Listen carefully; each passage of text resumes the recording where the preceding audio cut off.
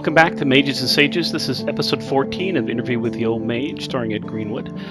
We do have a special guest today of Erik Scott de Bie, a Realms writer and game designer as well. We do have a little special guest that comes in later in the podcast, and that's Brian Cortijo, who's going to be actually joining the Mages and Sages crew here on July 5th. So please enjoy. And without further ado, here is Interview with the Old Mage, episode 14, with special guest Erik Scott de Bie. Call a better word.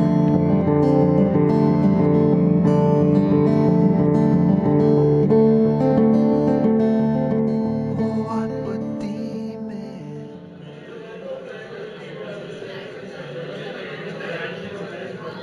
All right, thank you for joining us again for our next episode of Mages and Sages, Interview with the Old Mage, starring Ed Greenwood. Say hi, Ed. Hi, Ed. All right, perfect, thank you. And my cohort in crime over here, Curry.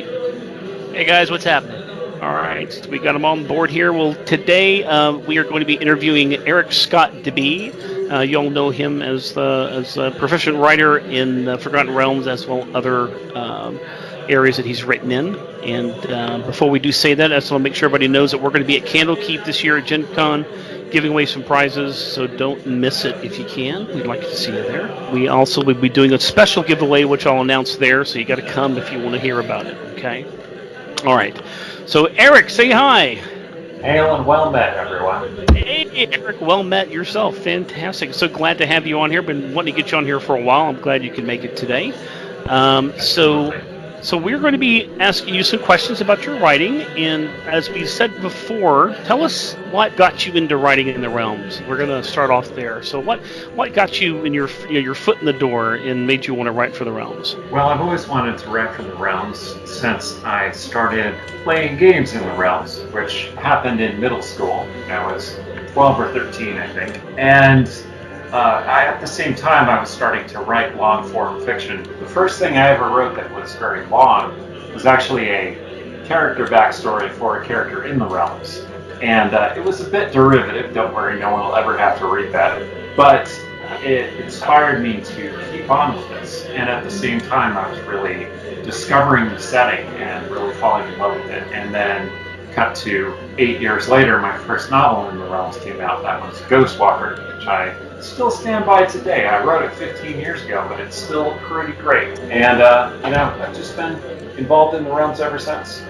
I got to tell you, I really loved Ghostwalker. I've really enjoyed all your novels that you've written, especially. So have I. Yeah, it was really fun to write. I think Ed enjoyed them as well. I think he mentioned you on one of our earlier podcasts about how he enjoyed Twilight in Fox. And I love the humor, the situations. We can go from talking about the Realms and it's human nature and it's funny, and then straight into action, and it's still funny at times. And I love that. Anybody who can do that is great in my books. Well, that was one of the things that I really liked about the Realms, is that it had that range of experience that could go from the action to the funny to the dark to the light to the, just real. It was real true to real life, or at least the real life that you see reflected in the really fun TV shows and movies about fantasy and science fiction. So, when I started writing in the Realms, I specifically tried to bring that to the fore. Whenever I'm working in the Realms, I'm always conscious of make it fun, make it rollicking, make it sword and sorcery, but kind of upbeat. And of course, the darkness sneaks in, as anyone who's familiar with my work can probably tell you. But that darkness is part of it that makes it enjoyable too. At least for me, it does. Now, was it your first step? Didn't you win a short story contest for the Depths of Madness? No, I lost the short story contest. I thought you won that. I thought your short story was published in that. Well, let me tell you. So, what happened is, in the early 2000s, Wizards put out an open call for someone to write a Maiden of Pain novel. And for me, I had loved the Realms, played in the Realms for 8-10 years by that point, and said, oh man, okay, I'm going to try this. And so I wrote a sample and I wrote an outline for this novel that would have been like amazing, like dark and compelling and upbeat at times, and also tragic. And I totally lost. Like they were like, no, we're not doing that. No, not that novel. And the person who won was, of course, Cameron Franklin, and his novel Maiden in Pain was published in 2004, I think, 2005, something like that. Anyway, so I lost, but Wizards. But I did a thing that you don't really see in D&D very often, which is I failed forward. I lost, but I did well enough. I like that. That Wizards was like, hey, you're pretty talented. Here's a closed call. Why don't you write something for that? And the closed call was for one fighter's novel, where you pick the prestige class, and one wizard's novel, where you pick the spell that you really liked and that you wanted to write about. And I picked a fighter's novel, because if you read the outline that I wrote for the Maiden in Pain book, it was a fighter's book that happened to be about priests and priestesses of Lovitar. So, obviously I have a point of view.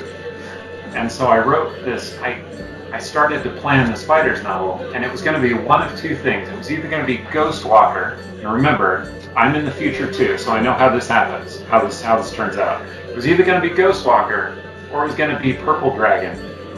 And damned if my first novel I ever published was going to be called Purple Dragon. So, why not?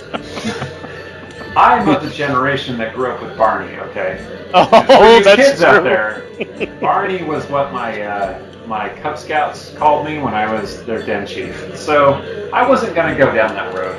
Ow! So I went with Ghostwalker instead, and the rest is history. Fun fact, the person who won the Wizards closed call, James Davis, also wrote Ghostwalker, except they liked his sample well enough that they said, hey, we want this to be the Wizards novel. Can you make it about the antagonist instead, who is the Bloodwalker? So it became the novel Bloodwalk, which is why both of those novels contain a Ghostwalker. Oh, interesting. I did not know that. Fantastic. And then, I guess, then you did, then we had Depths of Madness in 2007. Right. Depths of Madness was the first novel appearance of my character, Fox of Twilight, who had appeared in the Realms of the Elves story that I wrote, The Greater Treasure, a couple of years before. Depths of Madness was kind of a fantasy horror story. I think I had just watched the movie Saw and was like, really, oh yeah, I want to do something like that. So, yeah, I mean, it kind of seeped into it. Ghostwalker is a fantasy western. I describe it to people as if you took Clint Eastwood from Unforgiven and gave him a sword instead of a gun, you basically have a novel. So Really? yeah, That's basically. interesting. It's half time. That's right. Shadow Deep's not big enough for the both of us. You know, now that I think about it, hang 'em high might be a better analogy. Anyway, whatever. I played Drifter. I don't know, something with Clint Eastwood. Or something good, the bad, and the ugly. There you go. Well, that was going to be the sequel. This is a little-known story. I was going to write a Ghostwalker sequel, and it never happened, partly because Wizards moved into the 4th edition era. So, And we call that the dark times, so go ahead. the dark times, before the 5e. Anyway. Yeah, no, I was going to write this epic realms conflict and tragic love story set in the north, which was going to be about an invasion of orcs and the Silver Marches fighting to defend themselves. And two things happened. One, well, 4E was coming, and two, Bob was writing that, so I wasn't going to write that. Yeah, that kind of, you gotta get trumped on that one. Yeah, which is fine. I mean, it happens. Right, and then after Depths of Madness came Down Shadow. That's right. I started writing books that took place in the late 1470s after the Spell Plague. And I really liked some of the concepts from Spell Plague, and I wanted to incorporate them very cleanly and fully into the realms. So that was my concept going into Down Shadow, was to take some of these consequences of the Spell Plague, which, not to put too fine a point on it, a lot of people didn't like. Yeah.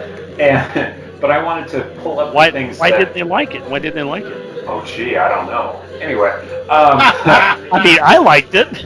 okay, good. I'm glad. A lot of people did. I'm not saying that it was entirely a bad move. I'm getting off track. The point is, there were aspects of it that I really liked, and so I wanted to bring those forward and to show that the realms, even 120 years after the classic era of the realms, was still the realms.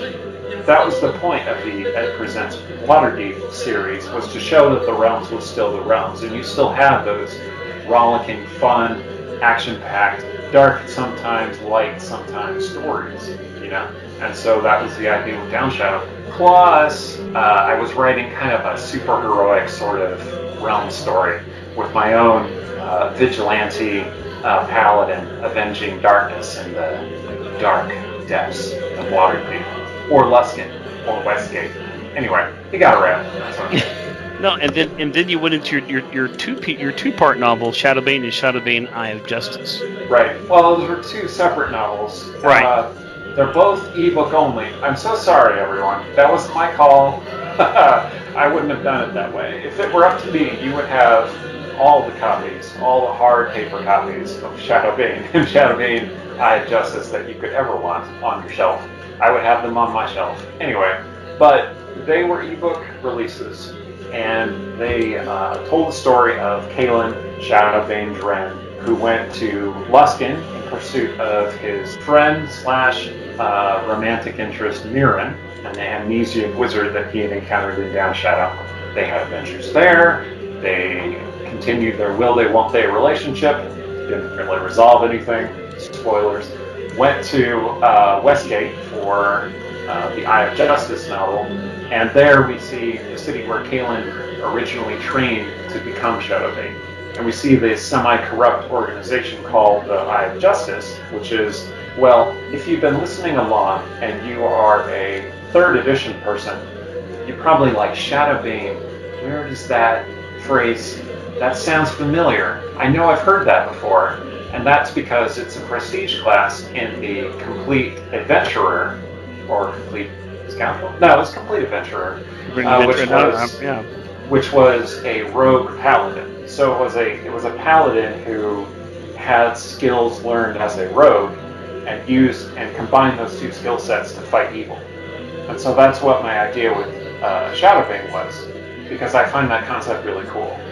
And so the Eye of Justice is an organization of people specifically trained in those techniques, composed mostly of rogue paladins and rogue clerics. And so that's what trained Shadowbane, and then when he came to the city, it was partly to pursue his own interests and to find out more about Mirren's past, and also to come face to face with his own legacy and what had spawned him in the world, essentially. And this series is actually intended to continue from there. Wizards stopped publishing novels, mostly. So you never got the next novel, which was called Shadowbane: Kingdom at Night, which I've written about half of, and can, probably crank out the other half in about 2 weeks. Call me, Wizards. No problem. I'll just do that. There you go. Give him a call. Yeah, exactly. And it is the further adventures of Shadowbane, Mirren, and our old friend the Fox of Twilight in Westgate, dealing with the resurgence of the Night Masks and their bid to conquer the city once more. No, that sounds fantastic. Wow. And then you kind of stepped out into Ed's other world that he had created, Helmall. You did Blind Justice, which I really enjoyed. But before we get into Blind Justice, I got some questions on that one too. Sure. What influences did you draw from to write your novels, other than Forgotten Realms, Ed and all the stuff in D&D, but in all not just your Realms novels, but that too, but other ones, including Blind Justice, Shadow of the Winter King, Shield Summer Prince, all those. So where do you draw your influences? What influences you as a writer?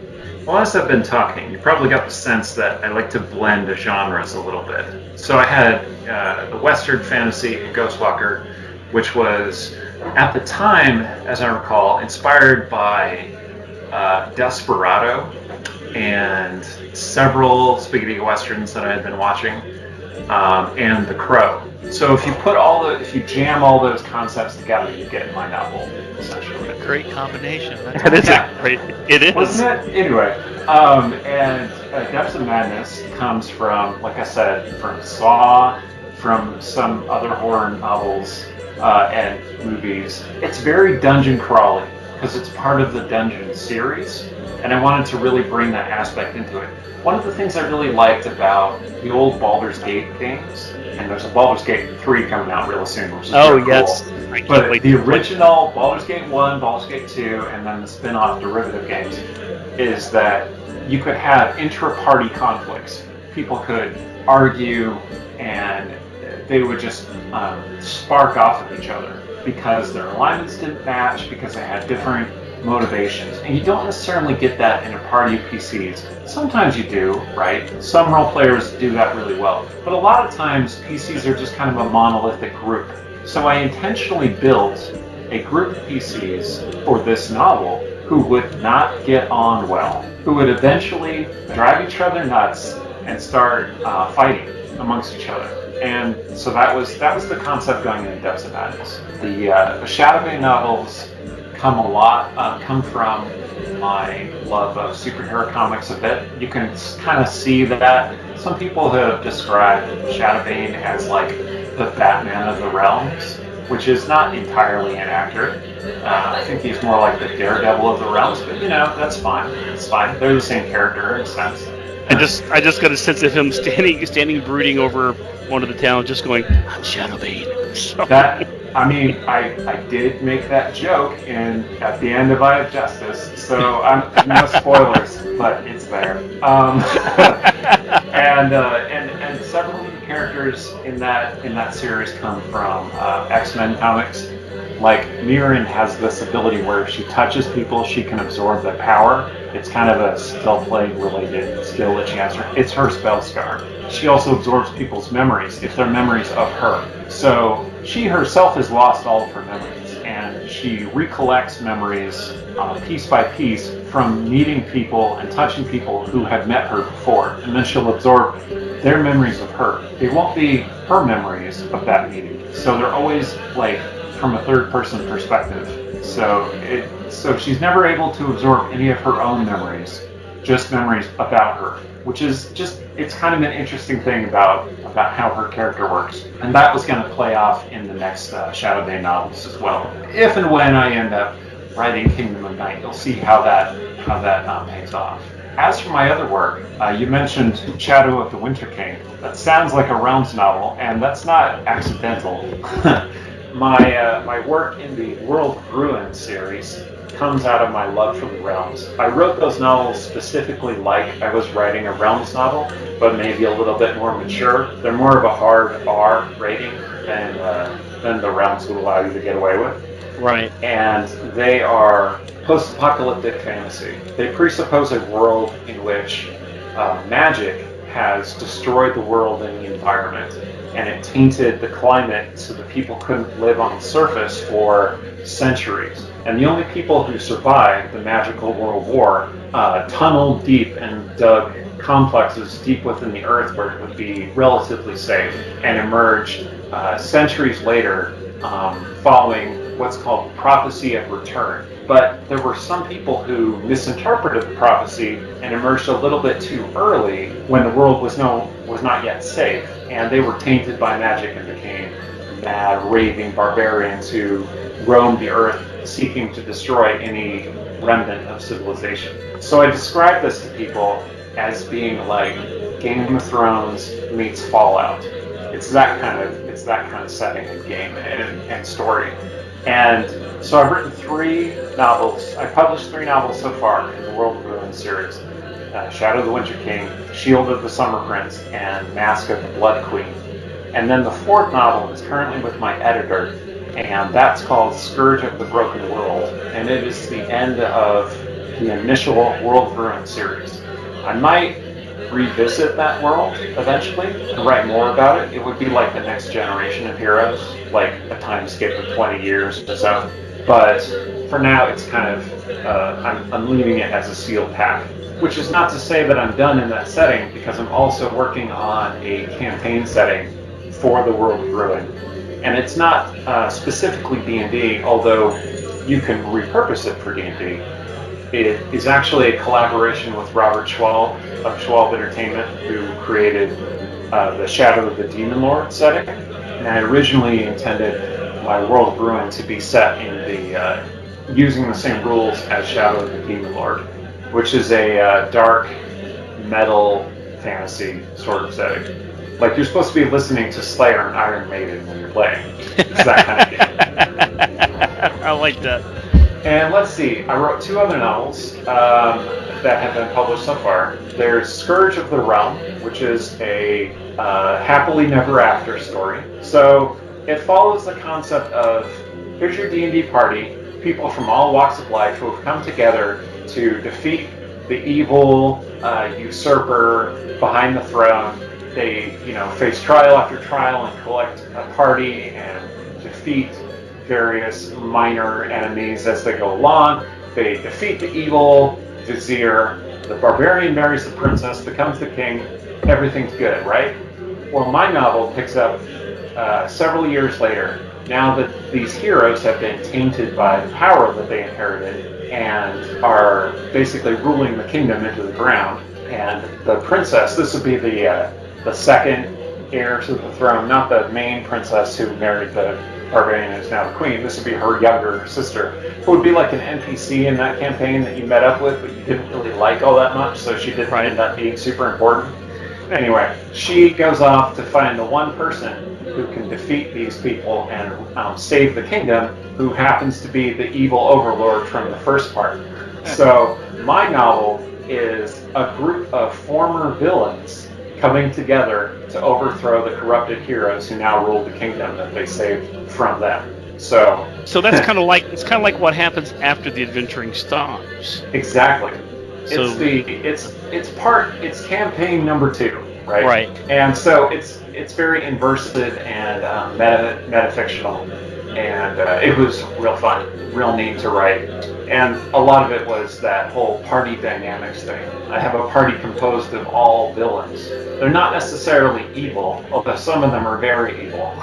But they all have different perspectives and spark off of each other. And when they get vengeance, it tends to be a little bit harsher than your standard good guys would. And then I wrote Blind Justice, which you asked me about before, which was a modern horror novel. It's set in basically our world, which presupposes the existence of demons from a different planet. And it's a shared setting that called Hellmouth. That our world is a Hellmouth, which is kind of a dumping ground for these demons, where they send their worst elements, their criminals, specifically demons who kill other demons, because that is a big no-no in their society.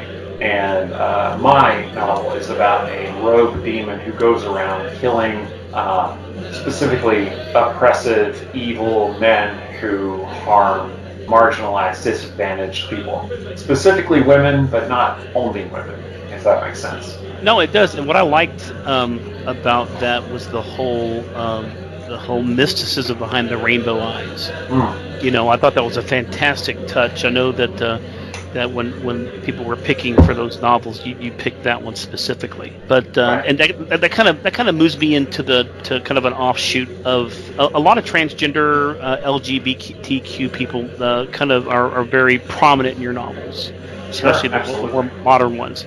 I mean, is there a reason why you decided to do that, or is that just something you've always wanted to do?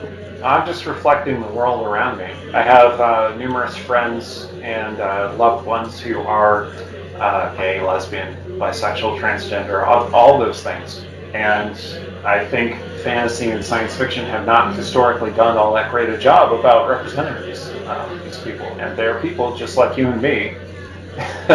they deserve to be in fiction, to have heroes that they can look up to. No, absolutely, and that's what I So really yeah, enjoyed. Yeah. it's part of my writing aesthetic. It's a pillar of what drives me as a writer, is representation, using my voice and my abilities to, I don't know, balance the scales a little bit. Right. No, I agree. It's like breaking the whole mold of the standardized writing that's been going on for decades. That's what I really enjoyed about it, especially with the one of the antagonists in there. I won't give much away, but the radio talk show host.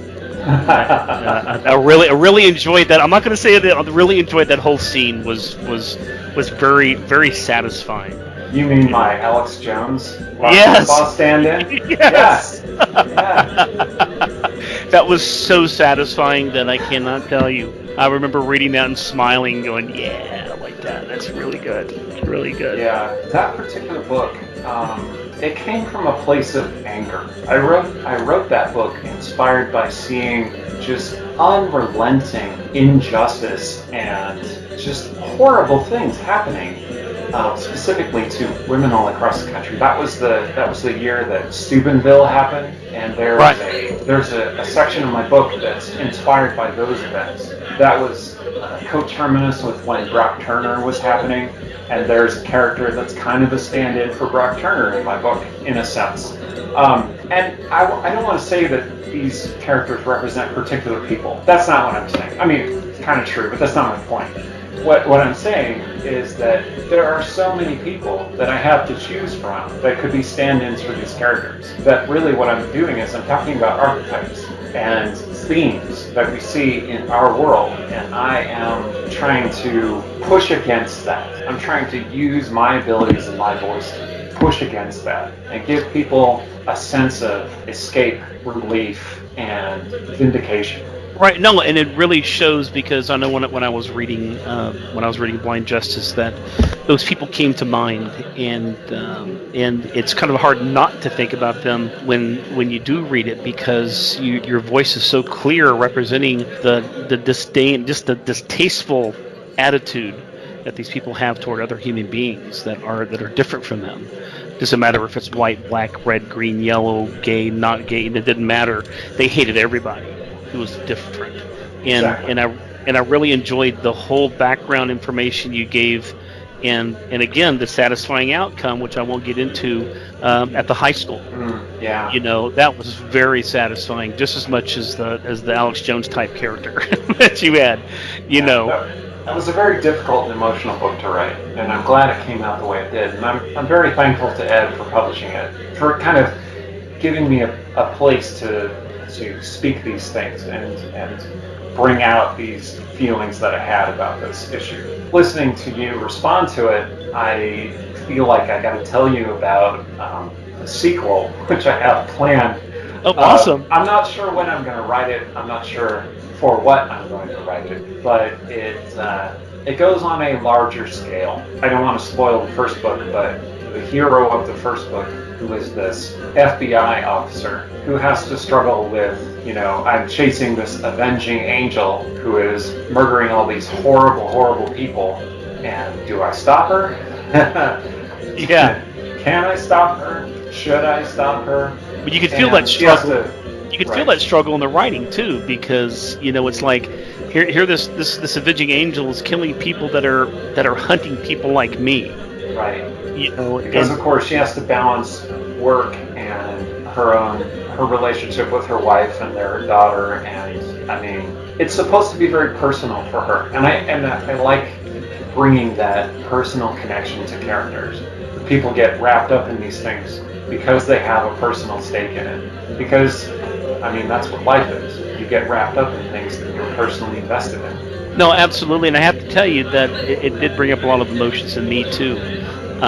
For example, for me personally, I can't listen to those radio talk show hosts that talk like that character did in your novel. I grew up in that environment in Texas, and I got away from it, thank God.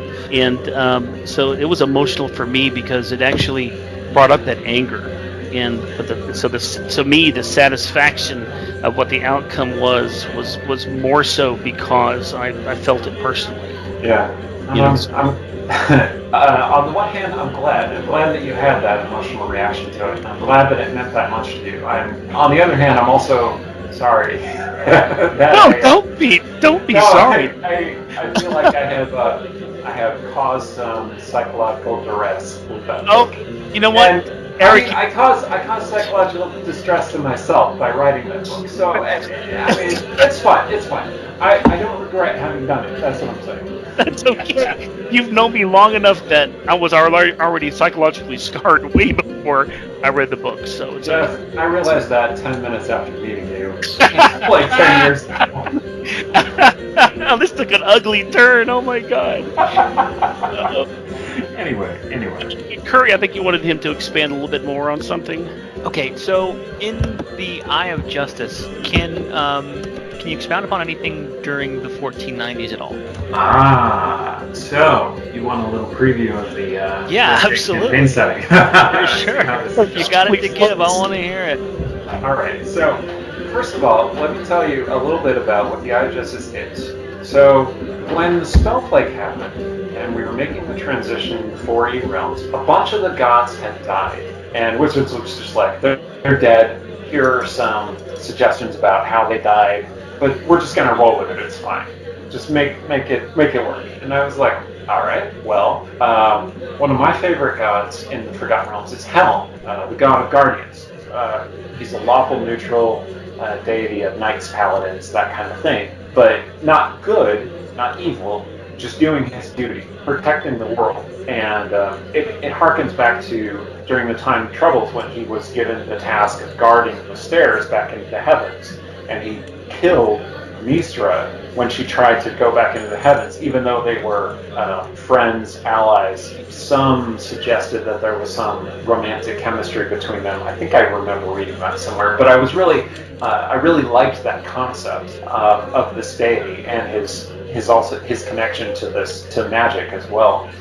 And so the Eye of Justice is a heretical order that is dedicated to its own sort of triad. And its triad is Tyr, Torm, and Helm. 2 of those gods are ostensibly dead in the 4E realms. Only Torm is actually alive.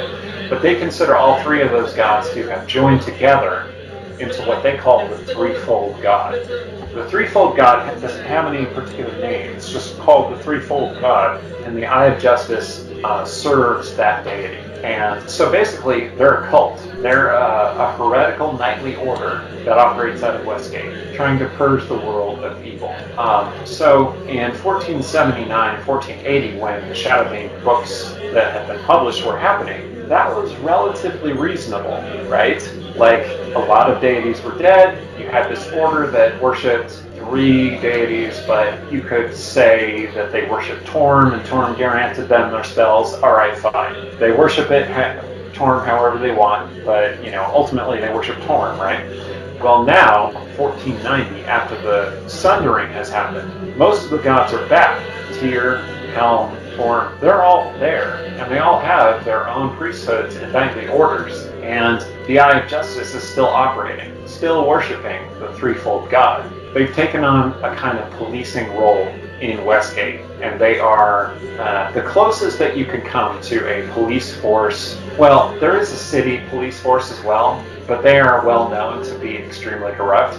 The Eye of Justice is also corrupt in its own way, but it's corrupt in the sense that it will perpetrate some darker, less goodly means to get the end that they want, rather than you can pay them and they will look the other way, right? So the Eye of Justice has its own kind of symbiotic relationship with Westgate, where it keeps order in the city, but also it is difficult to crack. The merchant houses have difficulty turning many members of the Eye of Justice to their own cause. And there have been attempts, obviously. But in the 1490s, now that these other deities are back, those priesthoods are starting to make inroads into establishing an order in Westgate, but they're coming up against this cult that's there. So one of the meta stories about Westgate in the 1490s is the Eye of Justice struggling to maintain its reason and existence against the pressure of more legitimate faiths. So that's one of the things that I would be exploring in future books, and it's also kind of the meta-narrative that goes through part of the campaign setting that I'm designing, and the campaign that I'm running in Westgate right now, which I'll talk about as well. I was going to transition to that eventually. I am, if I could just briefly tell you, I'm running a campaign called the Westgate Irregulars, which which my players are all fellow fantasy writers here in Seattle. So I just have a table of writers, and they're all really good at role players, of course, because we have all these narrative chops and abilities, and they have a party of adventurers in Westgate, and they're running through scenarios and such that I'm building into the setting, and we're filming it and planning to stream it as part of a large kind of effort to put a recorded campaign out there for people to see. And it hasn't been announced when or how one will be able to watch it, so I have to be a little bit unclear and vague on that, but it is coming. That is the plan eventually, and I've been having a really good time with it. They're currently level 5, and just getting more and more enmeshed in the intrigues and all the traps I'm setting for them. It's going to be fun. It sounds like it. Now, is this taking place in 5th edition? Yes, it takes place. I'm a little bit vague with them on the year. It's somewhere in the early 1490s. So this is somewhere around 1492 to 1494. The campaign setting itself is set in 1492. Currently, I might change that, but that's the plan. So this is post spell plague. This is after and Abir is pulled away from Toril. Right. This is post all the sundering stuff. Okay. Well, fantastic. Well, I know I look forward to it. Make sure you let us know when it's going to be streaming, and if you can say anything else on it, just let us know. We'll have you in at some other time. And when it gets closer to it, if you want to make the announcement here, that'd be fantastic. All right. Well, we'll see what happens. No, absolutely, absolutely. So, Ed, I have a question here. We're going to turn the tables a little bit toward Ed, if you don't mind, there for a moment, Eric, and have Ed answer some questions. We do have here some from the fans of Ed Greenwood page, and we do have one here from Matthew Brown. He wants to know more. What more can you tell us about your post-Death Mask works in the set in the Realms? Oh, okay. Well, initially, following Death Masks, I was writing stories, one a year, about Mert, my original Realms character. He is now operating as a sort of fat, overweight, old James Bond type character, if you can imagine James Bond as a pratfall gentleman all over the realms, doing dirty tricks work for Laeral. As in, he's working for her personally. So is Elminster, by the way. Elminster is running Waterdeep's Secret Service at the moment. But Mert is going all over the realms, being James Bond, meaning I would pick a different locale in the realms that has been relatively neglected outside the Sword Coast, where Wizards of the Coast is setting its main realm stuff. And the first one was in, for instance, the city of Ormpur. And I would write a short story or a novella, or they all turned into novellas in the end. And the first one was called All Things Through the Bright Flames, and it was set in Ormpur. And then I would, in order for it to be legal to go up at the DM's Guild, it would have character write-ups, any spells, magic items, any monsters would be in an integral appendix at the end. And I did a second one set in Durlusk, and then they sort of went on a hiatus, and I took them down from DM's Guild.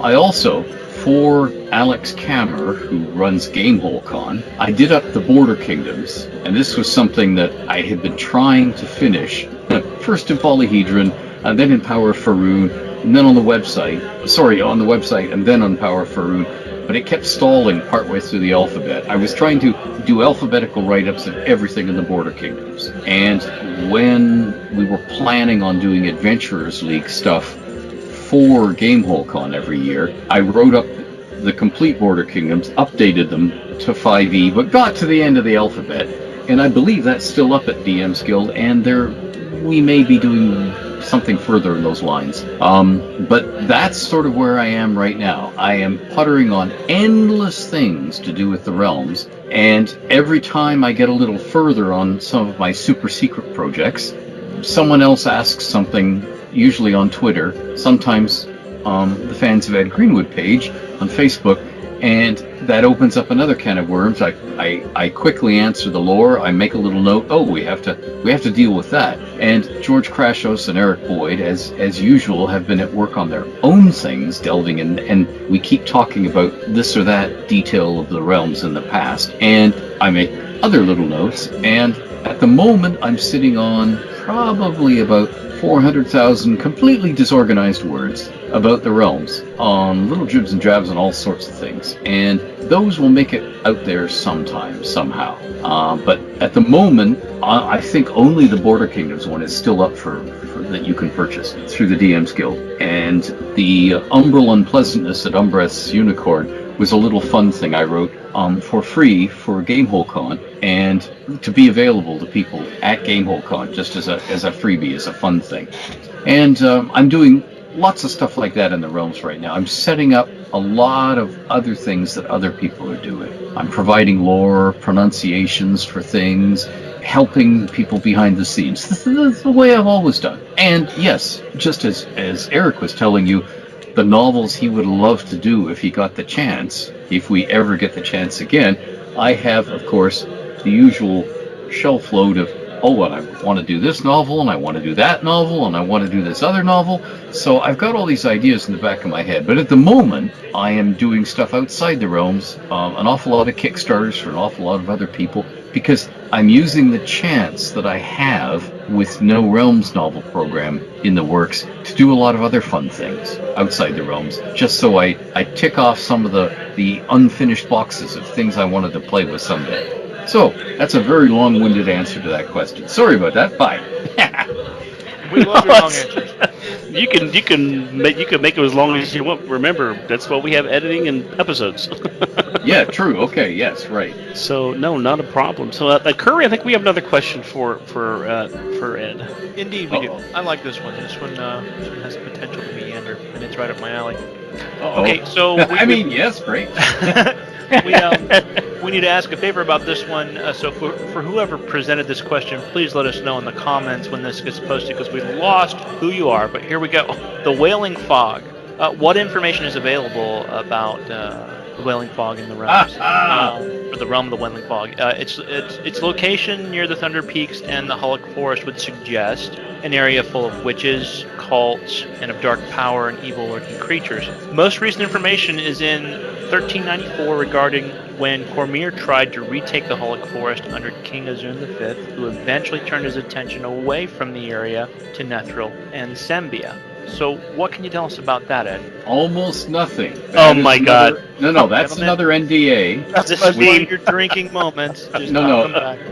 This is one of the things that was set aside for an outside licensee, and I'm just guessing by the amount of time that has passed with nothing happening that either plans changed or the licensee went under or something, But until the NDA is lifted, I can't say much. Let me just say that in the original Realms campaign, the realm of the Wailing Fog, that's what you saw and experienced when you got there. And it was an eerie place that was very easy to get lost in because there was this ever-present fog. It sounded like there were creatures in torment inside it, and that they were aware of your presence and moved to get closer to you.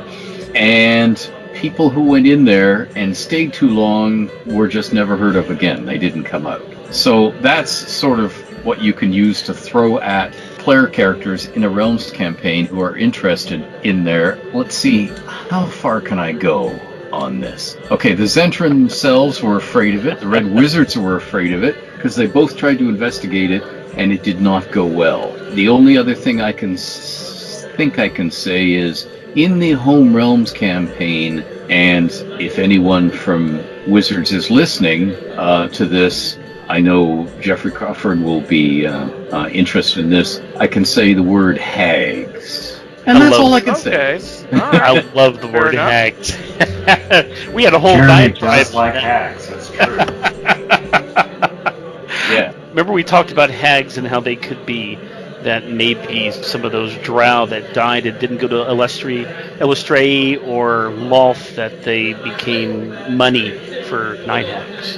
Mmm. Remember, Eric? I think I'll talk about that in another episode. But Yeah, that was interesting. That was probably one of my favorite non-answers so far. yeah. Hey, I got non-answers to give away. Come on down. No.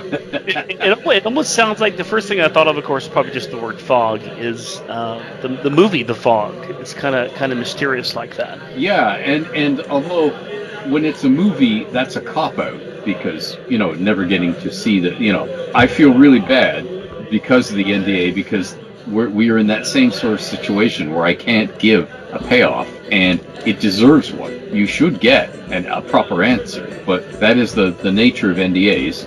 No, not yet. Someday, my prince will come. No, and all the rest of it. Okay, no share, please don't do that. Yeah. No. Oh, whoa! Now you're talking. Who knows? Legally, we probably have to pay if I sing lyrics. So, yeah, let's not. I mean, for example, would you be able to say just a couple of the type of creatures you might run into? Back in second edition, in the deities and demigods, if you look in the right mythos, in fact, this may be a mythos that got chopped from the later deities and demigods, there were these sort of, I think they were called mist giants, these large thingies with two sets of arms and sort of worm-like thing and large heads with they would be the sort of thing that I might expect to see there, and things that were intangible but could turn tangible and do nasty things to you. Okay, I mean, you would find your typical ghosts and things like that. You'd find in there, maybe just a few undead, that kind of stuff. You could find ghosts. The original the ghosts from early D&D, I never liked using at all, because instead of just having a scary apparition that it ages you. Oh, that's no fair and no fun.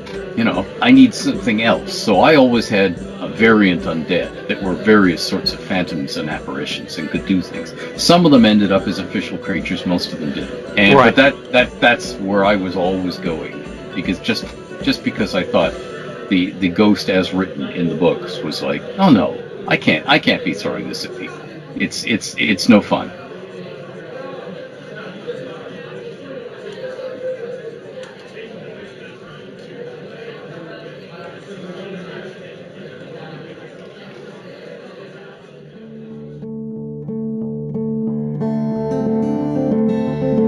Well, we hope you enjoyed episode 14, interview with the Old Mage featuring Erik Scott de Bie. The second half of this interview will be put up on YouTube probably in the next week and a half or a week, and I hope you enjoy the rest of it. Until then, keep playing in the realms.